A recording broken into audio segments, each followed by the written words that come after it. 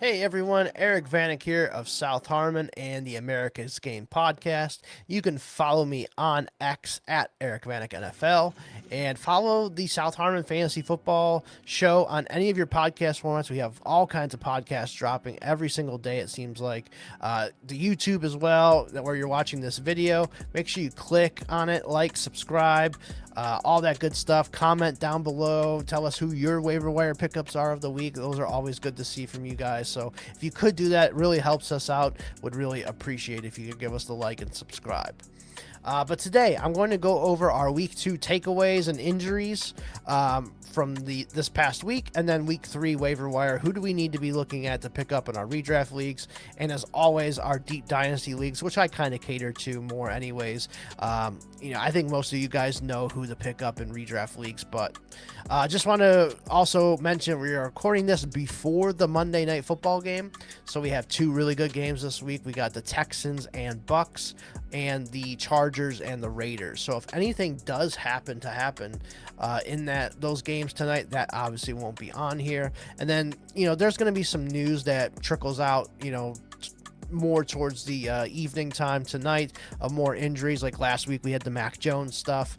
He wasn't on the podcast, but just wanted to bring that up. Just kind of check your news and stuff. There might be a few things that we miss here on the Waiver Wire podcast. Like today, we got a couple things early, so I was able to add them in this week, which is really good. But let's go ahead. Let's start with our first one, and that's going to be Joe Burrow. Obviously, he's going to be injured. He's out for 3 months with a significant turf toe injury.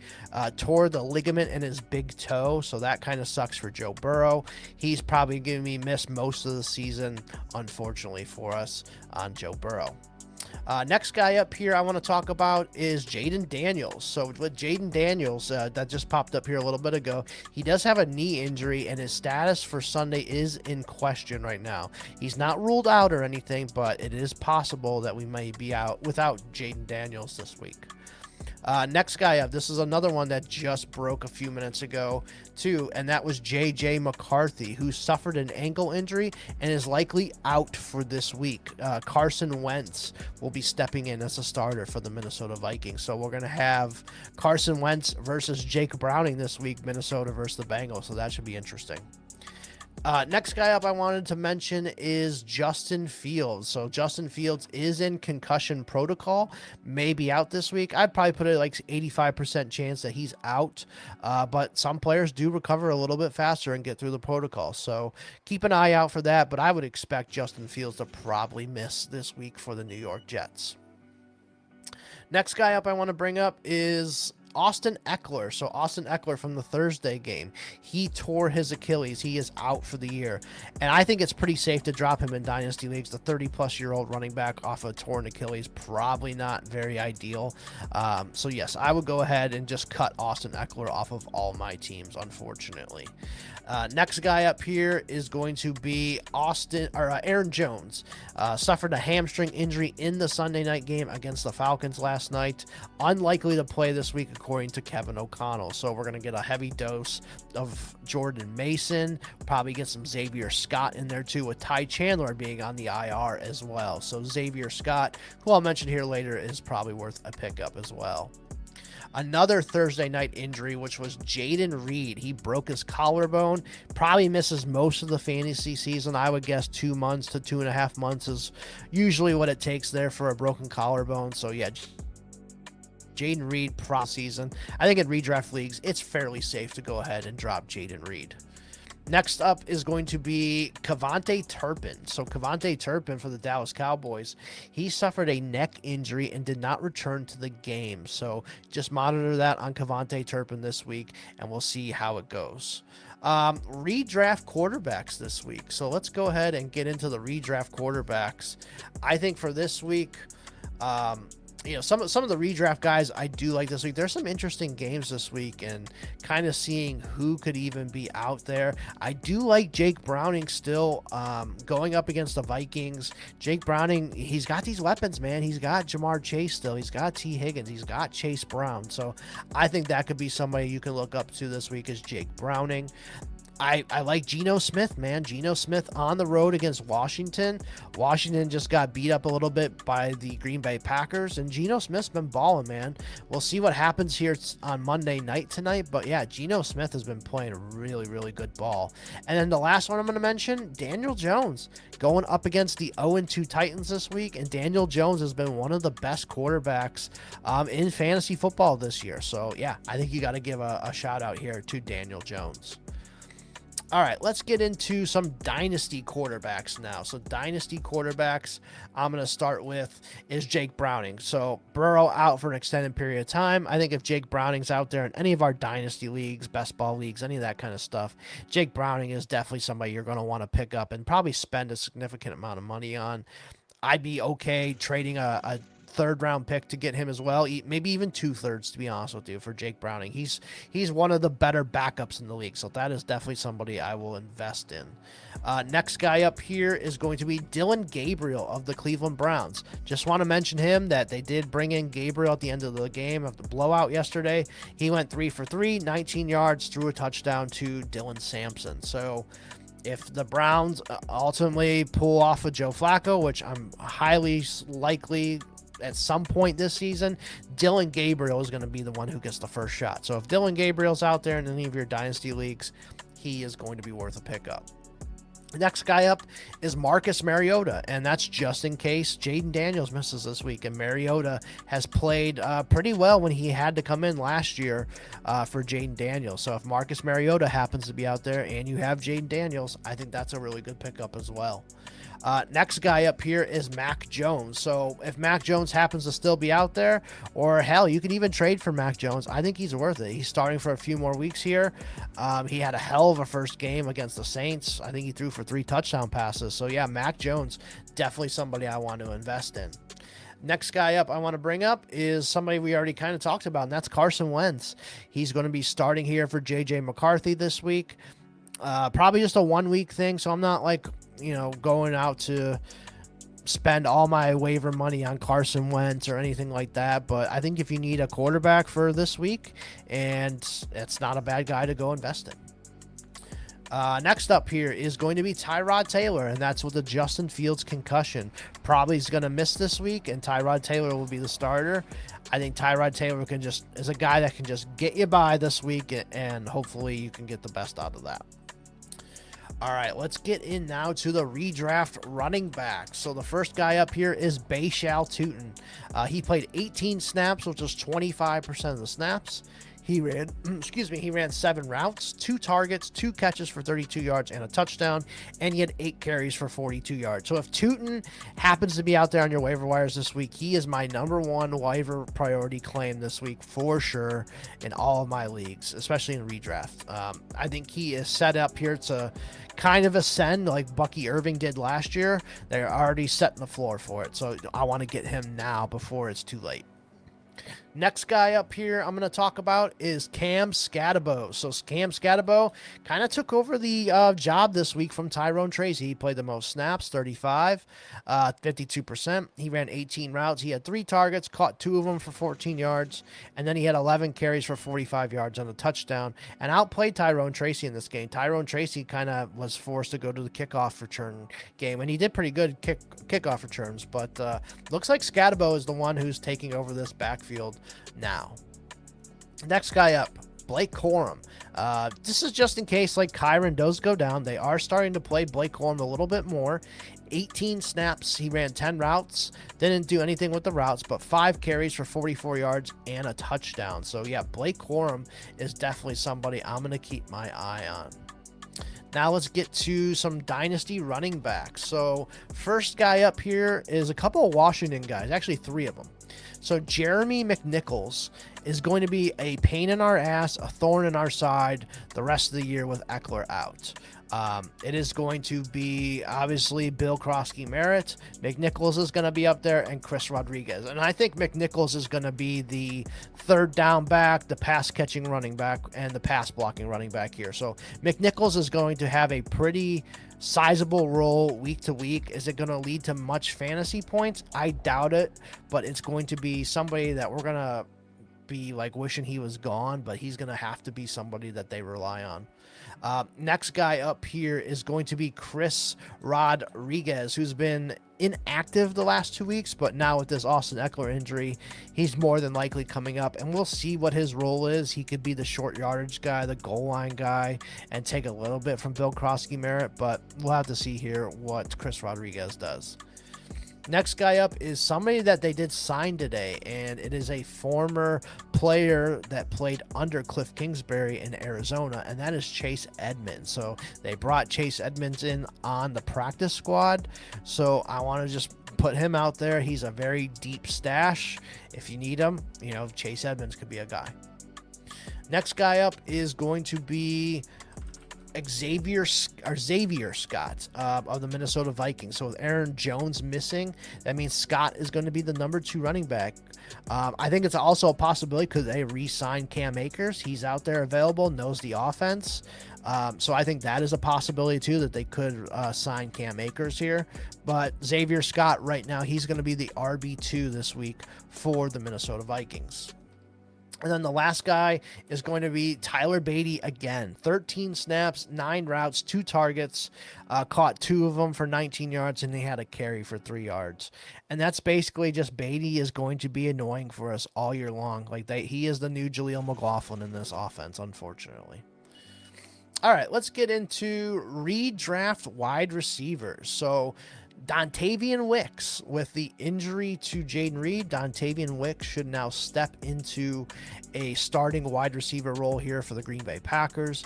And he played 37 snaps, which was 54% of the snaps last week. 6 targets, 4 for 44. So yes, Dontavian Wicks, I think somebody in my deeper redraft leagues is worth a pickup this week. Next guy up here is going to be Dyami Brown of the Jacksonville Jaguars. He's going to be a starter all year long. 57 snaps, 80% of the snaps, 37 routes, 5 targets, 5 for 57, and a touchdown. So Dyami Brown is going to be an every week guy that's going to be in there for you. And I think when bye weeks come around, that's going to be somebody you're probably going to have to start. So Dyami Brown, somebody that's worth picking up. Next guy up here is going to be Hunter Renfrow, who had 69 snaps, 81% of the snaps this week. He ran 53 routes. He had 7 catches for 48 yards and 2 touchdowns on 9 targets this week. So, yeah, Hunter Renfrow is somebody that I think if the Panthers are going to have to throw quite a bit, Hunter Renfrow is going to be somebody that's going to be good for us. And then we have Jalen Coker possibly coming back here in a couple weeks as well. Another guy that I would spend quite a bit of money on, my first waiver priority claim and all that, is Troy Franklin. 49 snaps, 83% of the snaps, 28 routes. He had 9 targets. He caught 8 of them for 89 yards and a touchdown. This is somebody I mentioned last week, somebody I personally picked up quite a bit before week 1. I could just see this coming. Like, he's better than Marvin Mims and more of a traditional receiver than Marvin Mims. Like, it was inevitable that Troy Franklin was going to be a starter and somebody that they were going to rely on, and it's already here. So if Troy Franklin happens to be out there in your leagues, go pick him up. Next guy is going to be Tyquan Thornton. So Tyquan Thornton, 45 snaps this week, 75% of the snaps, 30 routes. He had 5 targets, 2 for 59 and a touchdown, and Mahomes overthrew him on a wide open one where he would have had an 80-yard touchdown on top of it. So Tyquan Thornton with Worthy out and some of these receivers out, Thornton is the guy that's been stepping up for them quite a bit. I think he's worth a pickup. Now let's get into some dynasty wide receivers. So Malik Heath for the Packers is going to be my first guy here. 22 snaps, 32%, 1 target, 1 catch for 37 yards. This just has to do with Jaden Reed being out. Malik Heath is going to be getting in there some more. And then another guy that's going to be getting in there some more too is going to be Savion Williams of the Packers, their 3rd-round draft pick. So he only played 11 snaps this week, 16%. He had 2 carries for 24 yards. But I think on those end arounds and some of the stuff in the slot, Savion Williams is a guy that could come in and maybe do some of the stuff that Jaden Reed did. So that's another guy I'm going to target this week in my deep dynasty leagues.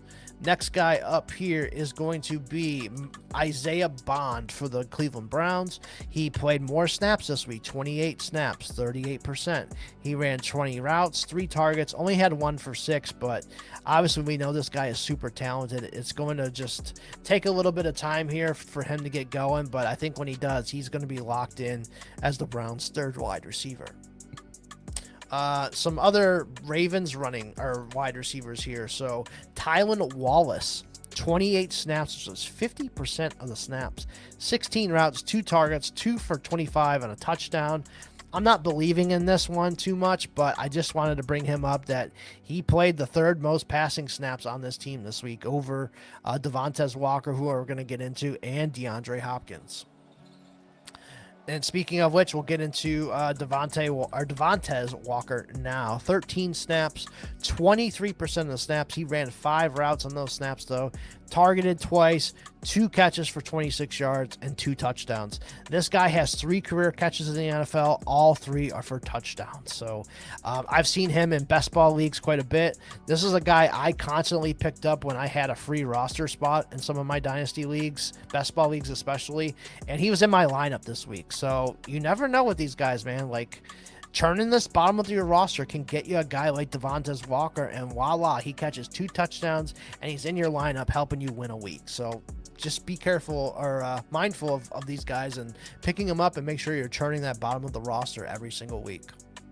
Next guy up is going to be Parker Washington. So 17 snaps he played this week, which was 24%, but he got 12 routes and he had 6 targets on those routes, 5 for 76, and he was making some really good plays this week. So I think Parker Washington is a guy who could get more involved here for the Jags as we go forward.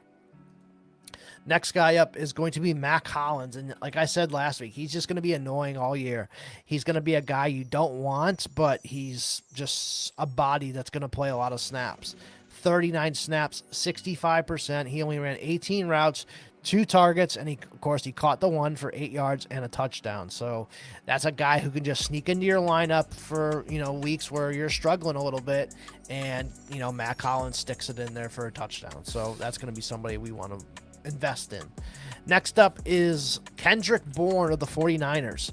Basically, right off the street, comes in, 35 snaps, puts MVS and all these other Sky Moores, all these other dusty guys behind him, and just puts them out the pasture. Like, with 35 snaps, 49%, 26 routes. He had 3 targets, 3 catches for 32 yards right out the gate. So Kendrick Bourne is definitely going to be somebody that they count on until they get, Demarcus Robinson back and Brandon Ayuk back.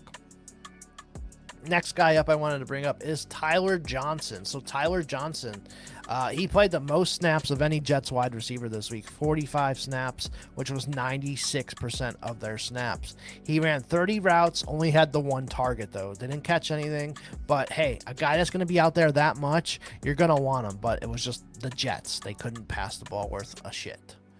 All right, next up is another Jets receiver, Arian Smith, the rookie from Georgia.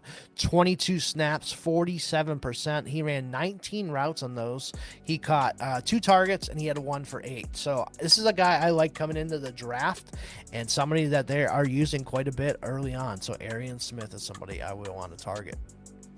Next up here is going to be Jordan Whittington of the Rams. So he passed over Tutu Atwell this week. 39 snaps, 64%. He ran 17 routes, 2 targets, caught 2 of them for 42 yards. So Jordan Whittington, somebody I really like in this high-powered offense. Yeah, give me some Jordan Whittington if he's available for sure.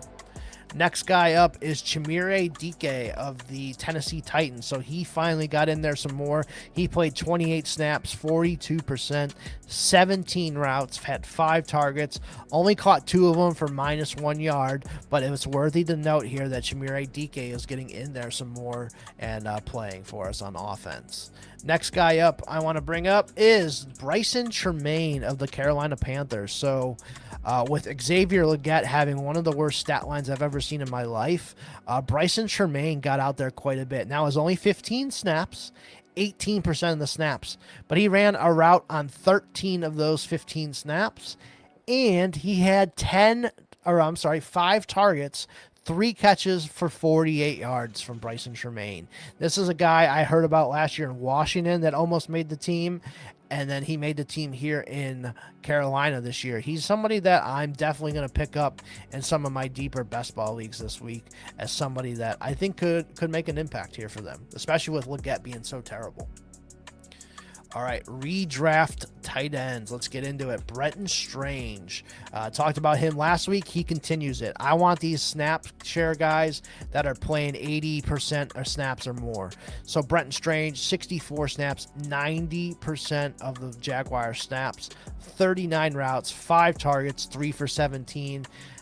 Yeah, the stat line isn't great, but he's out there for 90% of the snaps, guys. That is rare in today's game. So that is a guy I definitely want, and that's somebody that's going to have some bigger games as we get through the year.